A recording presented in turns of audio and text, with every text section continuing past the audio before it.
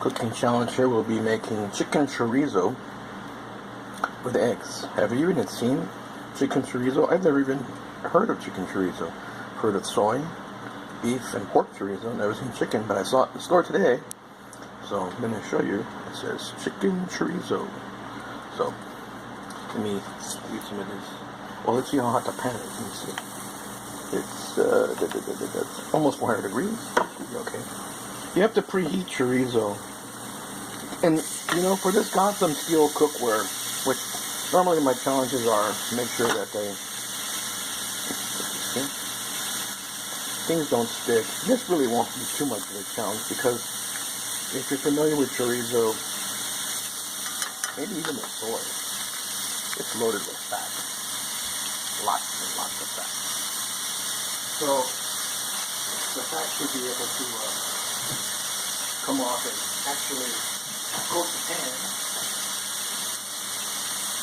so that nothing sticks.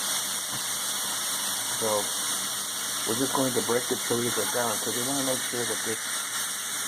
I've never tried this on this, and I have the stove set on medium.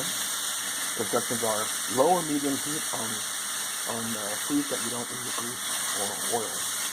So normally, sometimes people put water in chorizo to soften it up. You probably could do that, but I'm testing the cookware, make sure nothing sticks. So I don't want to start putting things like leaves in the pan. That's why I make these videos to show that it does work. You're going to spend money on these pans. You need to make sure you know what you're buying. And true, I did spend first without myself, but I did buy one pan, and I made a lot of little samples, and I ended up buying lots of these pans. So, let me get a pan. So put this one here. I have two hands, I can't use my other one too well. There it is. Then I flip it.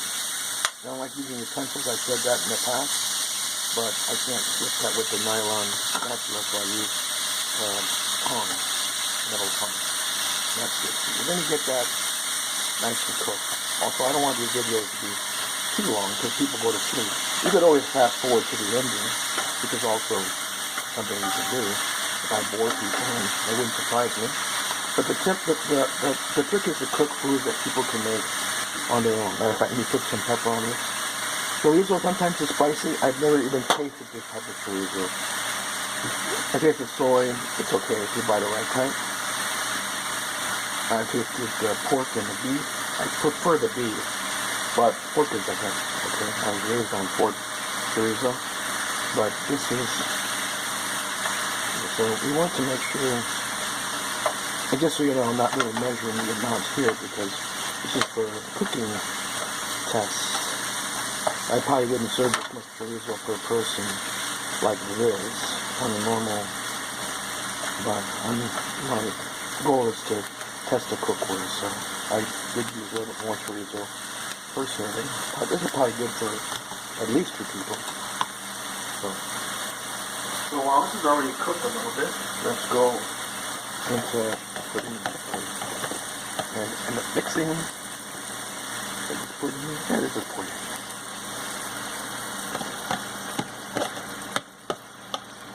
Pour 2 eggs in there, scrambled already.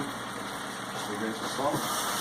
One trick I like to do is, as I cook, I like to rinse off and use the sponge for everything I use really quickly, so things don't build up in the kitchen over a period of time. So while some people do that, I don't like a mess, and I don't like to see piled up plates or pots and pans.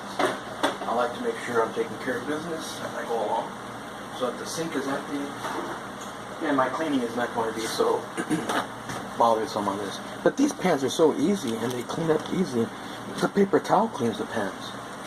And I've already said on my other videos before that I don't go into using detergents or any soaps on these pans, mainly because I want to get the flavors of everything so you can season your pans.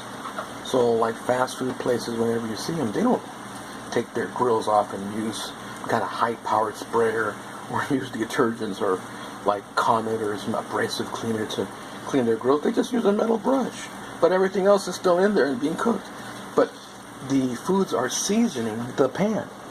So the pan is being seasoned, so they don't take that off. What you're tasting when you get your hamburger or whatever it is you buy at that fast food place, you're eating what they cooked previously for who knows how many days, weeks, months, or years.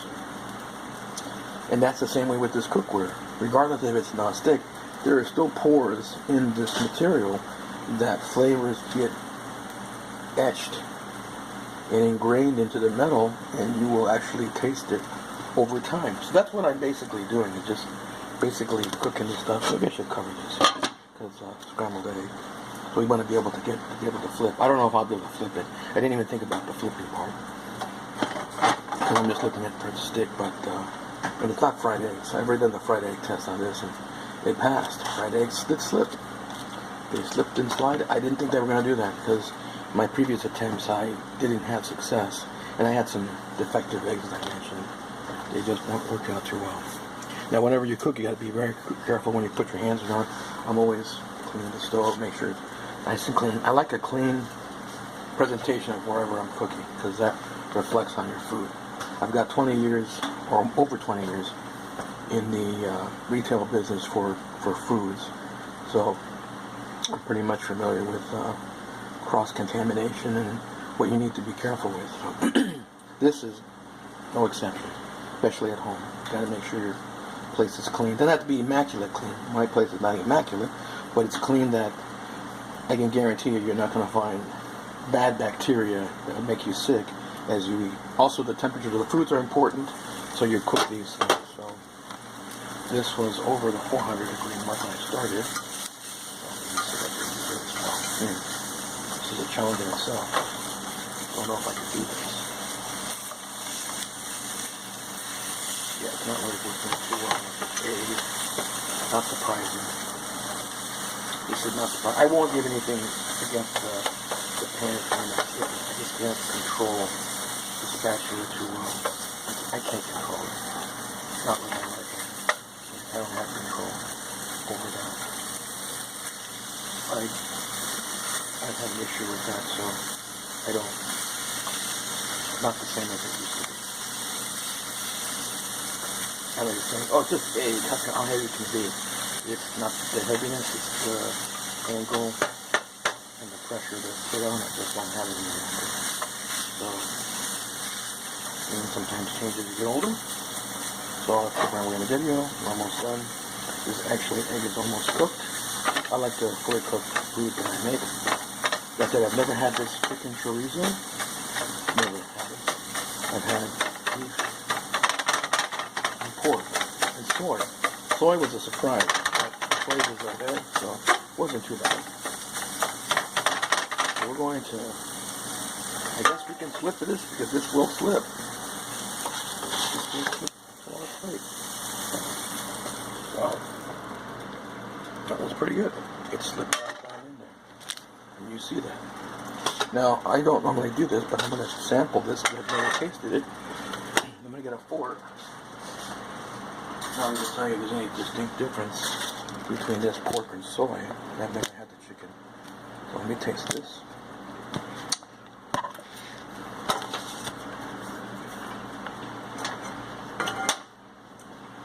Well, it's like the soy chorizo. This is very spicy. Wow, pretty spicy. I would say I would give the chorizo maybe a 7 out of 10. Not bad. The cookware, as you can see, now I'll show one more time. The cleanup on this would be very fast. You have to be careful because I have this hot. This is super hot. Left over, just using paper towels, like 3 or 4 paper towels bunched up. And not really pressing hard, just going around the pan. But look at how clean this is. That's what I'm talking about. Seasoning your pan. Try and keep soaps and detergents from your pan, and you'll have flavorful foods. You do want to wash with water, of course, sometimes. Sponge, you don't want to have junk left on it. But I would say rinse it off, and then use your cover to protect the pan. Cover it up, keep it covered, and you keep dust and debris from going inside. But just rinse it off with water. That should be all you really need. nonstick that works. Okay, this actually worked. Did it work? Yeah, absolutely. It passed.